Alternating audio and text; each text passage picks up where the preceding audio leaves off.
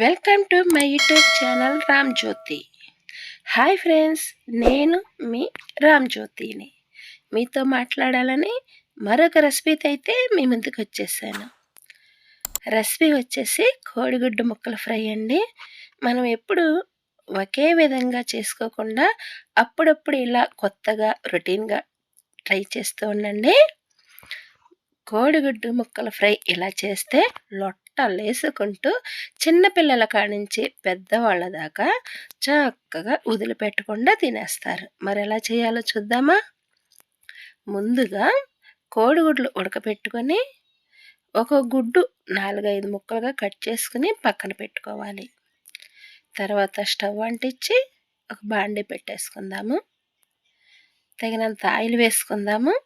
Oil వేడెక్కినాక సన్నగా తరిగి పెట్టుకున్న ఉల్లిపాయ పచ్చిమిరపకాయ ముక్కలు వేసేసుకుందాం. అటు ఇటు కలుపుకొని మూత పెట్టేసుకుందాము. ఈ ఉల్లిపాయ ముక్కలు మూత పెట్టి మగ్గించుకుంటేనే చాలా బాగుంటుందండి, చక్కగా మగ్గిపోతాయి. చాలామంది కోడిగుడ్లో చందమామ ఉంటుంది కదా, అది తినరండి. ఎందుకంటే సప్పగా ఉంటుందని కొంతమంది తినరు, మరి స్మెల్ బాగోదని కొంతమంది తినరు, అలాగే గ్యాస్ ప్రాబ్లం అని కూడా మరి కొంతమంది తినరు. అవేమి ఇబ్బంది లేకుండా ఇలా నేను వండినట్లు కనుక మీరు కూడా ట్రై చేస్తే అలాంటి సమస్యలే ఉండవు. ఉల్లిపాయ ముక్కలు కొంచెం లైట్గా మగ్గినాక 1/2 స్పూన్ జీలకర్ర పౌడర్ వేసుకుందాము. అలాగే వేసినట్లుగా కొంచెం అల్లం పేస్ట్ కూడా వేసుకుందాము. చిటికెడు పసుపు వేసుకుందాము. మరి రుచికి సరిపడా సాల్ట్ కూడా వేసుకొని ఒక్కసారి అటు ఇటు కలిపేసేసి మూత పెట్టుకుందామండి. స్టవ్ మట్టుకి మీడియం ఫ్లేమ్లోనే ఉంచుకుందాము. మరి ఉల్లిపాయ ముక్క అనేది సన్న మంట మీద మగ్గితేనే మరి కూర కూడా చాలా రుచిగా ఉంటుందండి. మధ్య మధ్యలో కలుపుకుంటానే ఉండాలి. మరి ఉల్లిపాయ ముక్కలు మగ్గిపోయినాయి కదా, ఇప్పుడు మనం ఎంత కారం తింటే మనం తినగలిగినంత మరి కారం 1 స్పూన్ వేసుకుందాము.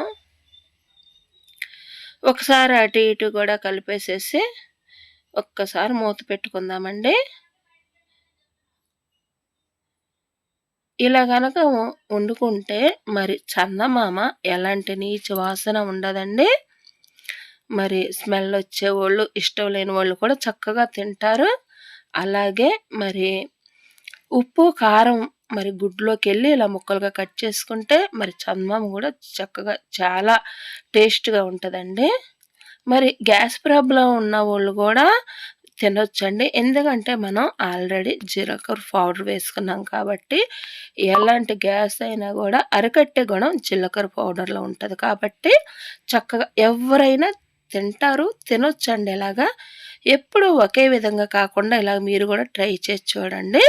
మరి కోడిగుడ్డు ముక్కలు వేసినాక ఎమ్మటే తిప్పకూడదండి, 1 నిమిషం మూత పెట్టాలి. ఎందుకంటే మరి లోపల గుడ్లో ఉన్న చందమామ కూడా చితికిపోద్ది ఎమ్మటే తిప్పితే.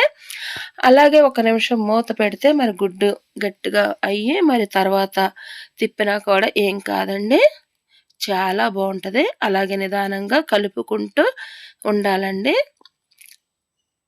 మరి గుడ్డు కూడా చక్కగా అదిగోండి ఆయిల్ పైకి తేలింది, గుడ్డు ముక్క కూడా చక్కగా ఉడికిపోయింది.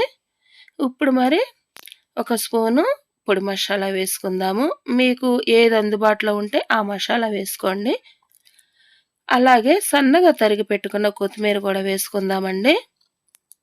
నేనైతే మసాలాలో చెక్క, లవంగాయ, ధనియాలు, ఎల్లుల్లిపాయ, జీలకర్ర అన్నీ కలిపి స్టోర్ పెట్టుకుంటానండి ఆడుకుని. చాలా బాగుంటుందండి ఆ మసాలా. ఒకసారి మీరు కూడా అలా ట్రై చేయండి. మన ఛానల్లో ఉందో చూడండి, కొలతలతో నేను పెట్టాను మసాలా ఎలా ఆడుకోవాలో. మరి అలాగే పొడి మసాలా, కొత్తిమీర కూడా వేసినాక ఇంకొక నిమిషం ఉంచి చక్కగా అటు ఇటు కలిపేసి వేరే బౌల్లోకి తీసేసుకుందామండి. ఇంతేనండి, చాలా ఈజీ రెసిపీ. ఇలా గనక ఈ పద్ధతిలో చక్కగా రొటీన్‌గా చేసుకుంటా ఉండండి. ఎప్పుడు ఒకే విధంగా కాకోకుండా కొత్త కొత్తగా ట్రై చేస్తూ ఉండండి. చాలా బాగుంటుంది. గుడ్డు తినని వాళ్ళు కూడా చక్కగా తినేస్తారు. మామూలుగా కాదండోయ్, లొట్టలేసుకుంటూ మరీ తినేస్తారు. మరి మీకు మా వీడియో నచ్చినట్లయితే లైక్ చేయండి, అలాగే షేర్ చేయండి. మరి ఇప్పటి వరకు మీరు సబ్స్క్రైబ్ చేసుకోకపోతే ప్లీజ్ ఫ్రెండ్స్ సబ్స్క్రైబ్ చేసుకోండి. మరి ఇప్పటి వరకు కూడా మరి మా వీడియో ఆడియో చూసినందుకు విన్నందుకు థ్యాంక్ యూ ఫ్రెండ్స్.